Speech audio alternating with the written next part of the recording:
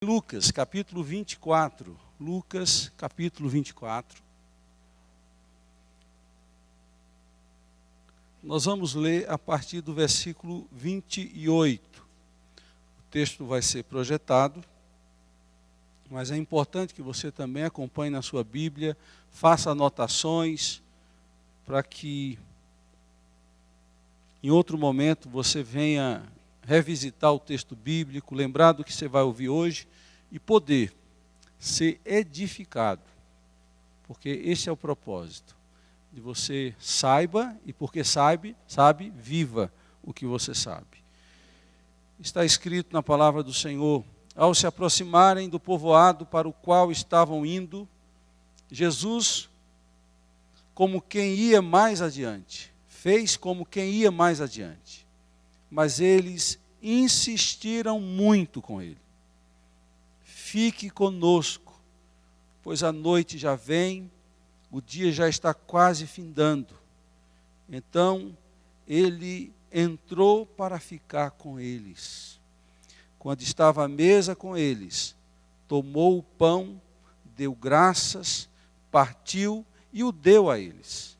Então os olhos deles foram abertos e o reconheceram, e ele desapareceu da vista deles.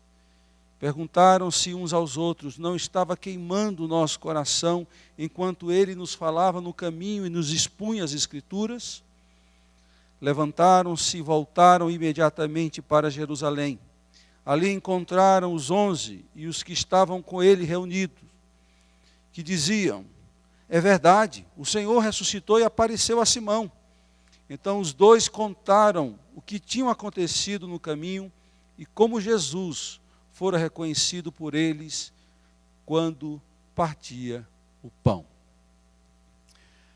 Eu não sei quantos aqui conhecem o pastor Jeremias Pereira da Silva, pastor da 8ª Igreja Presbiteriana de BH.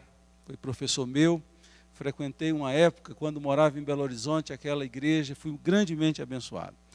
Eu ouvi o pastor Jeremias pregando e contando que ele dava um aviso sobre a Santa Ceia e começou a explicar o que era a Santa Ceia no meio do aviso, a importância da Santa Ceia. E ele foi tocado por Deus para fazer um apelo no meio do aviso da Santa Ceia. E não é que pessoas se converteram num aviso de Santa Ceia? A ceia é muito importante. É um meio de graça, diz a Confissão de Fé de Westminster. É um meio de graça. Deus nos alimenta na hora da ceia. Ele se faz presente entre nós, nós somos convidados dele para participar da ceia. A ceia é muito importante. O texto que nós acabamos de ler fala de uma ceia, não uma santa ceia. Uma ceia em um lar. Um momento familiar de sentar à mesa em um jantar, mas era uma ceia. E a gente pode pegar os ensinamentos aqui desse texto e aplicar para a nossa casa, a vivência da nossa casa e a vivência na igreja. Porque tudo está em comum, tudo está interligado. Sentar à mesa com Jesus, ou aqui ou em casa, é sempre especial. O importante é estar com Jesus, com Ele à mesa, com Ele nos suprindo, com Ele nos abençoando. Eu olho para essa história e vejo aqui alguns elementos muito importantes e interessantes para a nossa edificação, e eu quero chamar a sua atenção. Essa história é a mesma história dos discípulos no caminho de Emaús. Eu peguei a parte final daquela história, porque Jesus antes se coloca ao lado deles, eles numa depressão, num pessimismo, olhando para trás, incapazes de olhar para frente. E eles começam a falar das suas dores, dos seus medos, das suas decepções. E Jesus vai instruindo, levantando a cabeça deles, dando esperança para eles, até que quando eles chegam em Emaús, uma pequena vila, a 10 quilômetros de Jerusalém, Jesus faz a menção de continuar a viagem. E eles fazem esse pedido tão carente, que todos nós deveríamos imitar: fica, Senhor, fica conosco, já se faz tarde. Vem participar da nossa ceia, do nosso jantar, senta à nossa mesa. E Jesus ficou naquela casa, e eu vou fazer uma afirmação, aquela ceia foi diferente. Porque quando Jesus senta à mesa com a gente, a ceia é diferente. E eu quero descobrir alguns motivos porque aquela ceia foi diferente. Aquela ceia foi diferente porque Jesus foi convidado para ficar ali. Eles tinham um convidado ilustre. Zaqueu recebeu o contrário. Jesus se convidou para participar da ceia na casa de Zaqueu. E a casa de Zaqueu não foram mais os mesmos. Nem a casa, nem ele. Porque Jesus esteve naquela casa e ceiou com ele.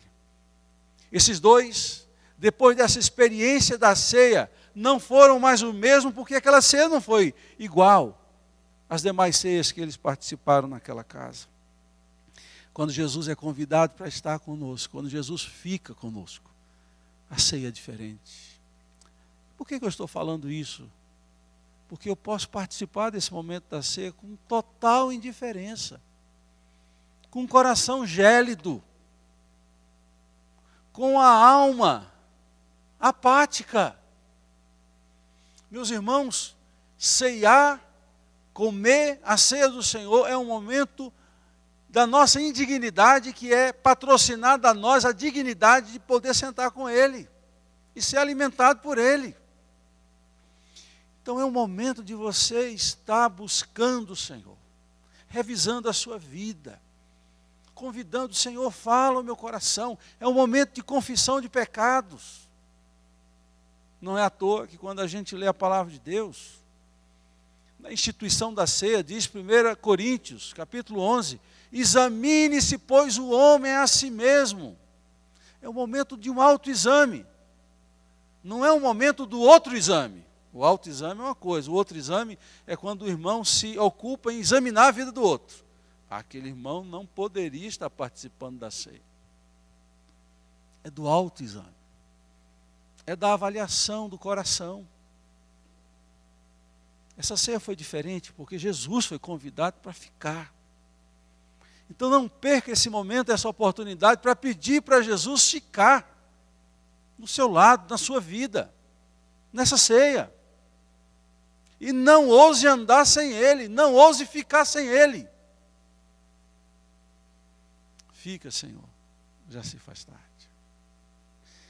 Há uma música antiga baseada nesse hino que diz: divino companheiro no caminho, sua presença sinto logo ao trânsito. Tu que dissipaste toda, já tenho luz, a luz bendita do amor. Fica, Senhor, já se faz tarde. Tens meu coração para pousar. Faz em mim morada permanente. Fica, Senhor, meu Salvador. A sombra da noite se aproxima e nela o tentador vai chegar. Não me deixe só no caminho. Ajuda-me até chegar. Fica, Senhor. Fica, Senhor, já se faz tarde. Tens meu coração para pousar. Faz em mim morada permanente. Fica, Senhor, meu Salvador. Que Ele fique entre nós, que Ele fique no nosso coração hoje. Que a intensidade do nosso pedido para participar da ceia seja semelhante ao pedido que esses dois fizeram a Jesus. Essa ceia foi diferente porque Jesus ficou com eles. Em segundo lugar, essa ceia foi diferente porque aquela noite, a noite da alma, Jesus estava com eles. Na noite da alma, Jesus estava com eles. Tem momentos na vida da gente que tudo é noite. Tem momentos na nossa trajetória que a gente não vê a luz despontando. E três coisas tomam conta do nosso coração, ou juntas ou separadas. Dúvidas, questionamentos. Medo e culpa. Dúvida, medo e culpa. Normalmente tomam a frente da escuridão da nossa alma. Se vocês lerem essa história antes, vocês vão ver o que é a noite da alma. Esses dois diziam, pensávamos nós que ele seria a redenção de Israel, mas agora tudo acabou, está morto. Ele parecia tanto que ia conseguir, parecia tanto que ia dar certo. Era lamento, eram questionamentos em cima de questionamento. E quando a gente está movidos por questionamento, é porque nós estamos na noite da nossa alma. Quando nós estamos nas nossas convicções afirmando com fé, com ousadia, nós estamos ao meio-dia da nossa alma. Cuide do seu coração, para sair da escuridão da alma, para sair do queixume dos questionamentos que batem a porta, que querem entrar e querem ficar no nosso coração. Eu lembro da história de Jacó, Gênesis capítulo 32. Quando Jacó passou uma madrugada inteira, não apenas lutando com o anjo, mas lutando com seus conflitos, com medo do seu irmão Saul, que estava se aproximando. Ele já havia dado ordem às suas esposas, seus filhos, seus servos, seus animais, para se distanciarem-se ao máximo.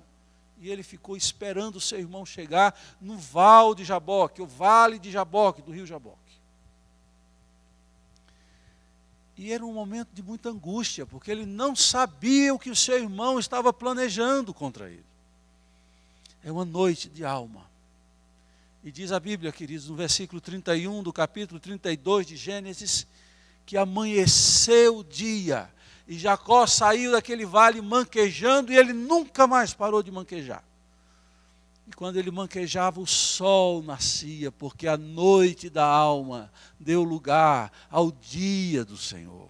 Mesmo que manquejando, mesmo que meio empenado ou torto, mas a noite passa, a noite não ficará e não fica. Não é à toa que o salmista vai dizer, o choro pode vir à noite, dura uma noite, mas a alegria vem pela manhã. A noite da alma, Jesus é especialista de tirar e fazer o sol brilhar, o sol surgir.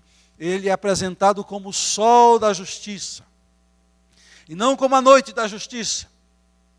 É Ele que está conosco no vale da sombra da noite, no vale da sombra da morte.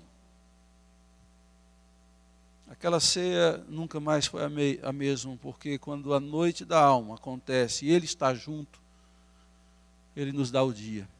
A gente consegue sobreviver e chegar no outro dia. Parece que a gente não vai dar conta.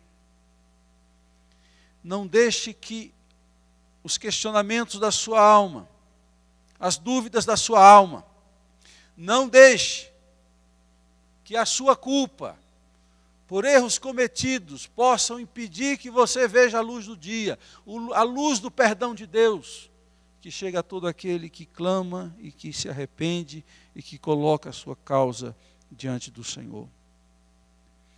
Em terceiro lugar, aquela ceia foi diferente. Porque quando a gente aprende a receber, partir e repartir, a ceia não é mais a mesma. Nunca será a mesma. Jesus senta à mesa com aqueles homens. E ele pega o pão, e diz a Bíblia que ele dá graças. Ele agradece. Sabe o que é agradecer? Receber. Eu vou repetir. Sabe o que é agradecer? É receber. Porque quando a gente não agradece, quando a gente murmura, a gente não está recebendo. E quando a gente não recebe, fica ali à disposição, mas o seu coração se fecha. Há um episódio no Velho Testamento que muito nos ensina e tem tudo a ver com o que eu estou dizendo.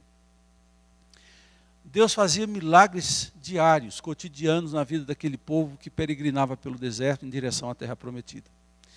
Miraculosamente caíam do céu maná. Eles eram como semente de coentro.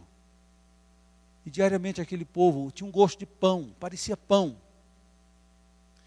Até que um dia o povo encheu-se. Não quero mais comer esse pão, esse negócio que cai do céu. A gente quer é picanha, a gente quer codornize, a gente quer coisa boa. Esse negócio de pãozinho que cai do céu, não quer mais. No coração, por mais que eles comessem, eles não estavam recebendo. E todo comportamento que você tem no coração, que vem, você até se beneficia de algo, mas não agradece, você não recebeu. E quando você não agradece, você não recebeu. Aquele princípio que a gente aprende de Jesus, ser fiel no pouco, sobre o muito, te colocarei, eu poderia dizer e traduzir da seguinte forma: agradeça quando você tem pouco, para que Deus possa te dar o muito, para você agradecer quando Ele botar o muito. Mas se você não agradecer no pouco que você tem, não espere o muito. Não espere o muito. Então, esse ato de receber é o ato de agradecer. Então, se o seu filho ainda não é o que você quer que ele seja, receba, agradeça. Se seu marido, sua esposa ainda não é o seu sonho de consumo espiritual, receba, agradeça. Porque depois você vai receber coisa melhor. A gente aprende a receber, a partir. Jesus parte o pão. Jesus não diz assim, esse pedaço é só para mim. Esse é um ato infantil. Quem não reparte ainda não cresceu. É igual uma criança tem um brinquedo, o outro quer o brinquedo dela. É raro uma criança saber repartir, porque o egoísmo está ali latente no coração dele ou dela. Ele precisa ser educado. O pai precisa dizer, meu filho, dê para o seu coleguinha, depois ele devolve. É claro que o coleguinha pode ser que ele não devolva.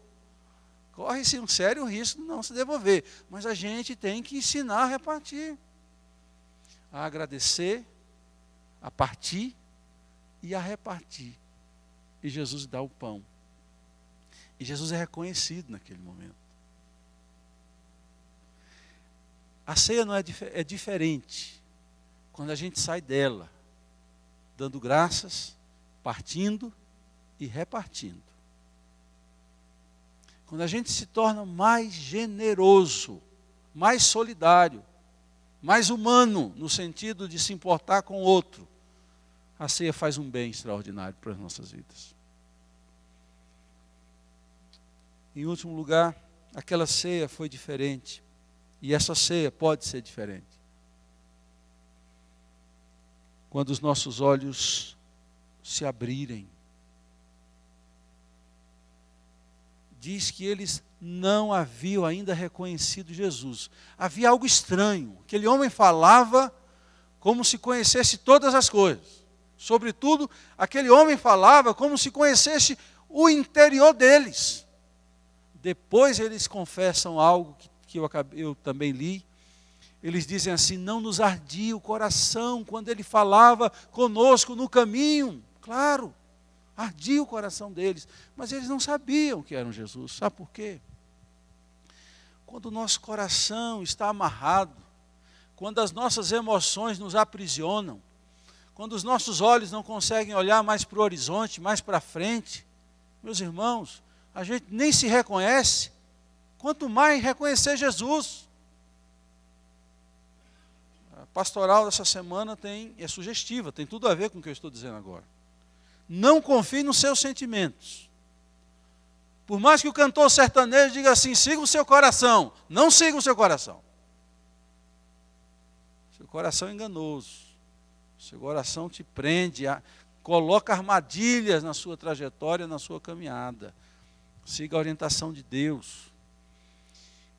Aquele episódio dos discípulos no mar da Galileia, em meio a uma grande tempestade, não era pequena.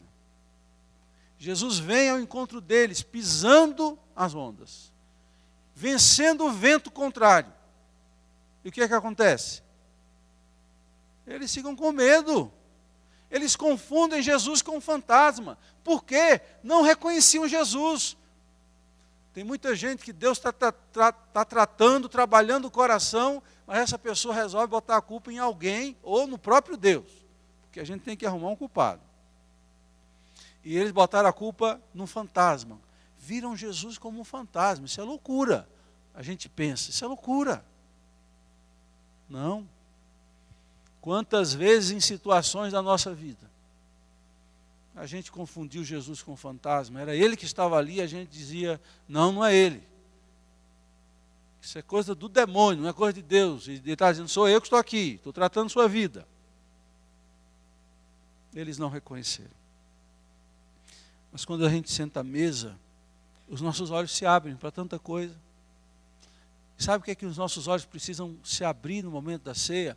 Se abrir para a nossa miséria. A gente tem que olhar o que nós somos, as nossas imperfeições.